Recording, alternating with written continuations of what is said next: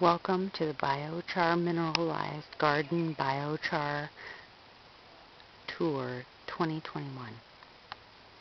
And it's about dusk, so I'm feeling really quiet, but the garden is booming. Here we are, mid-June. We've got some corn that's a good 3 feet high. And in here, I did the Three Sisters with fava beans. There may be some pole beans coming up, but it doesn't look like it. I had the fava bean seed, but it's looking really good. I have about 5 varieties of winter squash because I love them. There's a lot of vitamin A, and it's the best food to store for winter, where you just don't have to freeze it or dry it or can it. I have a lot of volunteer forage. Pretty proud of. The bees love it. This is my row of potatoes. I put a dahlia in at the front.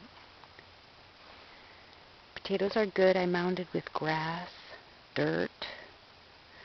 I piled up. I tried to keep up with the mounding, but we had that heavy rain. So everything's booming. This is carrots. Carrots were tricky for me. I can show you how I do it. I kind of just cut, like I do a karate cut across 18-inch bed, and I sprinkle the soil every 4 inches, trying to get every 2 inches. And then I cover it with cover cloth and make sure it stays damp for those 15 days, 10 to 14 days they germinate. And then after I saw what did germinate, I went in between the rows. And let's see if anything did germinate afterwards. I mean, this looks pretty good. I'll be thinning soon, and I got a lot of purslane that came up. And it is a ground cover. It does have pretty deep roots. However, it is nutritious. It's a superfood. I noticed the vegetables that grow that carry that reddish colored stem at the top, that's when they're ready. Cilantro is like that. Arugula is like that. The burdock is like that. You'll just see this line of red going up the stem, then it's ready to go. The garlic is about 30% dry. That's when I'm going to harvest. I'll just let it grow. For now, we had, like I said, I had that heavy rain, so right in this low spot, some of the garlic was falling over, and I was afraid it was going to rot, and it's over 30% dry, see? So I did dig these out to find that they sprouted. So I could separate them, but I just wanted to eat some raw garlic, so this little patch I've been just eating raw and making pesto because I'm successful with my pesto this year. Same with the cabbage. Don't waste your time. The soil analysis, knowing your pH, what minerals you're lacking, is worth it. Here's the sunflower. First one. And the dill's ready. Hope I get some cucumber. We'll see. It was a mess at times. This is my hoop house. We steam bent the wood frame in the front and used some salvage plastic, and I did the door this year. This is kind of a fancy nuance for locking. It does get windy, and this is actually a really nice stake to keep it open. But here's the basil. And the tomatoes are looking good. Here I have hot peppers, basil, some chives, red peppers, and let's see, in there, mostly paste, Roma, yellow slicers, and a couple cherry tomatoes. Back here I have some tomatillas that are looking great. This plastic creates a hot wall on the outside, but we're going to get up into the 105 temperature, so we're going to see, and I'll probably do another video. Everything's looking really good. This is a shady part of the garden from these trees, which are beautiful. However, it keeps it kind of shadier. So I have a lettuces, arugula, and cress, crinkly cress.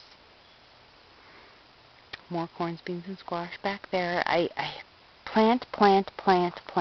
You never know what's going to happen. You're planting. Red runner beans, they're finally taken off. Peas are getting high. This first row we did not till because I had overwintered so many different greens, and I do have some flowers, onions, cilantro, cilantro and oregano up front, a geranium. So this never got tilled, so I've just been mulching, chopping and dropping, trying that method. This is a cute little, what is that, what is this called, Planet Junior or something? I was using it to get close up to the plant. It's hard to record and use this tool. I don't want it to flop over. But this is a great little tool. Very simple. Some turnips. They look, the bugs are getting in. I am trying some tobacco leaf and tobacco tea to keep the flea beetles away. I think I'm going to get some turnips. This is all celeriac root, and I'm letting it go to seed because I love celery seed. This I believe is a radish seed. I did buy some stars. I did buy a couple cucumbers. They're under there. I'm keeping them shaded. We'll see how they last. More celeriac seed, quite a bit, but I really like celery. Some carrot seed. This is my vegetable furniture. Staking up the plants I want to go to seed. This is a burdock that's going to go to seed. See how the stem is starting to turn red? Beautiful. It becomes almost hard like wood. The seed itself is a diuretic.